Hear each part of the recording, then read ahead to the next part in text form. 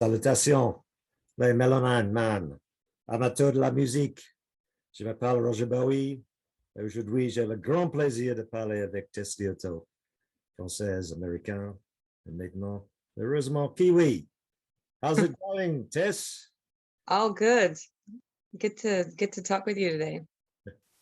Tell us, Bonjour. tell us why. Tell us how. Tell us everything. That was some pretty good French there, by the way. Yeah. That's about it. I have to stop and revert to English because then I get lost. Tell us everything. Tell us why, how come you're here? What's going on? Well, I've actually been living in New Zealand for a bit over 3 years, and just can't seem to leave for many reasons. But I don't want to leave, so that's that's good. I'm really grateful to be here, and I've been really happy to be here, especially in the last 2 years. And I was in Paris before. I was living in Paris, France, and doing music over there. um,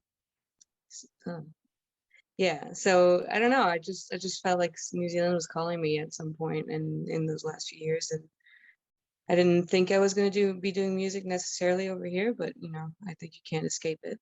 That always catches up on you. And are you born in France or born in America? Yeah, I'm born in France. So my mother's American. She's from New York, and so I have family in both countries, and yeah, and my dad's French. And are you more French than American or more American than French? Oh, I mean, I think it's really well combined. Currently, like, there's not a lot of French coming out of me, since I've been over here. Sometimes I feel like I would almost forget how to speak French, but not really. You can't forget. Yeah, it's hard. It's hard to. That's why I always take the opportunity to try a little bit out, because otherwise you get rusty. Yeah, need to maintain it a little bit. Yeah, I think, but like for me in music, I think definitely the American comes out way more. So maybe there's something specific in that culture, in that language, that just appeals to me more for that. And you've got a new album coming out, June 17. Yes. Yeah. And this is your first album? Yeah, I was gonna say first album. And again, that just sort of I didn't really, I mean, I knew that I wanted to make an album, but I think when it started happening, it was just a series of, you do a little bit of this and then it leads to this next thing, and then you end up with an album. So but yeah, I mean, I wrote a lot of songs since I've been here, and I wrote a lot of songs since like many musicians, like in the lockdowns and all of those moments of very intense reflection and stillness, and then once I was out, it was like time to play them, and I just happened to start a band, and then yeah, I don't know, just got into the whirlwind of all that, and I was living in Wanaka at the time, so okay, it was a good place. I think it was a good place to be creative and have space, and it was a good place for writing songs. Yeah. So a lot of this, most of the songs have been written here, or were some of them were percolating along with you on the road? Both. All of those songs were written in New Zealand. And then kind of in between, I mean, Wanaka was like a lot of stuff was happening there. And then, yeah, I mean, it's always in between space at other places too. And then kind of Golden Bay was another landing space for me. And a bit more also, like, in terms of creative space. So a lot was coming out and flowing out while I was there. Yeah, there's a few pinpoints in throughout the South Island, mostly. One of my favorite songs was the Sore Feet Walking, and I picked up that's one of my favorite songs. I got a lot of, I mean, it's a great album, by the way. Thank you. Sore Feet Walking, it to me there was a touch of Main Street America in that song. Mm.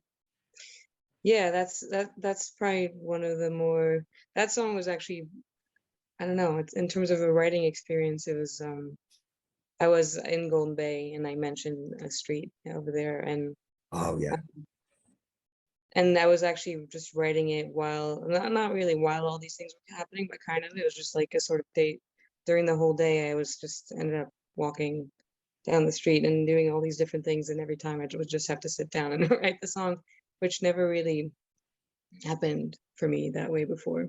right. Um, so I feel like maybe that song captures that. It was really kind of all happening while it was being written, and yeah. What about the other songs? What, share with us some of the themes and influences that Um, yeah, I mean, I don't know, like there's a few songs. I tend to write a lot of songs. It seems like, at least on this album, there's a lot of songs that I write in open tuning, which feels really. I think it opens a little bit of my creativity of figuring out songs sometimes when you feel a bit stuck with the sort of chords that you know already know. So like sometimes I do a different kind of tuning, and so then a lot of those songs ended up being those kind of so like Sore Feet Walking, and there's something a bit more open in the sound. And I love to explore that. And yeah, maybe that's I don't know, in terms of the like a lot of artists use open tuning, but this is a bit more of folk sounding in just an open guitar kind of. Yeah. And yeah, I think I'm just, I think nature and just my surroundings are usually a pretty big inspiration. And I get, like, there's a song, Counting Time is a song Yeah. that was written, it was written really quickly. It was, I had to go to some dinner party or something, but I just saw the sky, and I was living in Wanaka, and from my room I could see the lake, which is really cool. And there often is in the winter, there's often a cloud inversion, which is a low hanging cloud kind of below the mountain peak and kind of hovering over the lake. Yep. And it's pretty thick and pretty, sometimes it's there for like a week or more. So it's pretty intense, and it feels, you don't really see the sky, you don't really see the light for a little while. And when you see the sun again, it just feels like, wow, this is how, you almost forget how the sun felt, and so you just remember it when you see it again. So there's kind of that inspiration of like counting time to the, till you see the sun again, and but then it just becomes a metaphor for other things. And so I think nature is, the purest thing, but it's also like, there's metaphors in everything, that, seasons passing. And so I think that probably a running theme is that, I mean, there's seasons, and there's moving, and there's there's just movement in general, and movement and stillness, they're both cohabitating. Yeah, I can see that. Have Yeah. you heard of Alphonse Car? Oh, sorry, what? Have you heard of Alphonse Car? No. He was a fairly obscure French writer. I hesitate to call him a philosopher, but he came up with my favorite expression, which is kind of like a traveling companion these days. Plus ça change, plus c'est la même chose. The more it changes, the more it stays the same. Is there a little bit of that sentiment in your songs? Yeah, I mean, it's always reflecting on change, which always kind of brings you back to the start after a while. Yeah. Yeah, it's definitely, I mean, it's just reflections, and yeah, it's just unusual. I mean, the kind of pandemic situation just added even more of But there's also the music, and you've got a band, and is that the band that's playing with you on the band parts of the album? So Yeah, so I just, like I said before, just after the lockdown, I just had these friends, and then we just sort of, without a plan, but just started playing together, and then I just was bringing a new song every week, and just songs were pouring out at that time, so it's good to have a medium to sort of bring them to life immediately. And then I just, then I wanted to record them, and then so it was the same guys playing with me, Jacob, Julian, and Sam, who lived in Wanaka at the time. So they're playing on the record. And they're the Little And Hearts. So they're also the Little Hearts, as I see. the Traveling Hearts, yeah. Traveling Hearts, right. Yeah. Got it. And then there's I mean, on the album there's like a few other collaborators that I called upon, and who actually weren't, other than Steve Harrop, who actually owns the studio, Sublime Studio. He also Yeah, played a so few tracks. the music's sublime and the studio is sublime. Yeah. What's with it in Kura? What's in the water? What's in the grass down there? Well, it seems to be something good happening down there. They make good wine as well. They do, yeah. Yeah, what is in the grass? I don't know. But yeah, Steve Harrop, yeah, I mean, he's a well-seasoned New Zealand musician, and so his instrument of choice is double bass, so he added a little bit of that on one or two songs on the cusp, and some organ. But then I also called some friends who are not in New Zealand, and I thought that the pandemic. This Yeah. guy called Ken Bronowski. He Yes. was in a band called Scarfish about 100 years ago when I was still alive. Yeah. Yeah, I actually went to listen to this band like kind of in the last few months. Yeah, so he's a guy that I met in Paris years ago, and we've played together a few times, and like he would just come because he's a teacher also in Purdue University. And I don't know, we've just stayed in touch, and he's a great supporter of music, and then I just sent him songs, and he just was so excited and just started playing on a few things, and I feel like he really helped bring the sound together. There's some really sweet guitar licks in there. Yeah. I don't know whether it's who's the other guitarist? Sam, was it? Yeah. Jacob. Jacobs. Smith, Yeah. yeah, it's kind of, yeah, sometimes I mean, so it's kind of weird to be recording with the band and then have someone at something that's not in the room or the country or anything like that, but I feel like they complimented, like he really complimented, yeah. That's the way music's being made these days. No, yeah. And then I have a friend who played violin and a trumpet player, and both in Paris, and even a friend in LA who had a tiny bit of harmonium, and That's cool. Yeah. That's really cool. And self-titled album. So Yeah, what's behind that? So you're making a statement? Well, first collection of songs, and my name is also, I've never heard of another Tess Liautaud, but I think it's good to put the name. Your name is a title at the forefront, and just, it's hard to remember how to spell it or anything like that. So I think if I put that, and also it's because it's quite personal, and it feels at times, I mean, not everything is always, autobiographical always, but it is quite revealing also. So yeah. So cathartic in a way. Yeah. Yeah, cool. And did you really play with Springsteen? Well, I was on stage with him, but I guess I have. It was just a bit of a I strummed on a little bit of half a song. That was in Paris a couple years ago, probably 6 years ago.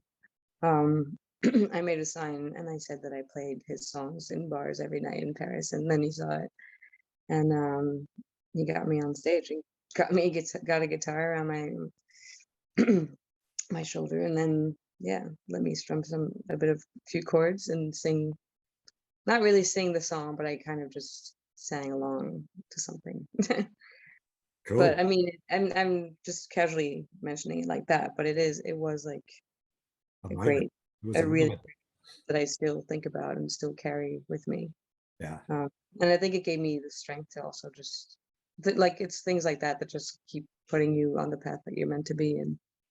Yeah. It's amazing what a quick troll through your photos reveals. Because I also saw Karen Fields in there. Did I So you not? saw what Karen Fields? I'm in pretty sure, in your photos. don't You and Adam. I was with Adam as well. Adam was in there. Adam Hadaway or Yeah. Maybe you don't remember, but I'm sure I saw Karen in there. She's great. She's a Kiwi girl who lives in Melbourne with she's got the big Akubra hat. Could be someone else, of course. yeah. Well, I played a show with Adam Hadaway and Adam McGraw, and then there's Holly Aerosmith and Jess Shanks and Barry Saunders, Marlon Williams, and Wow. Al Pop. So maybe it was one of so not to name drop, but maybe it was like one of those photos because that was the Bob Dylan show we did. Yeah. Oh yeah, because you're a Bob Dylan fan. Yeah. Yeah, you gotta be.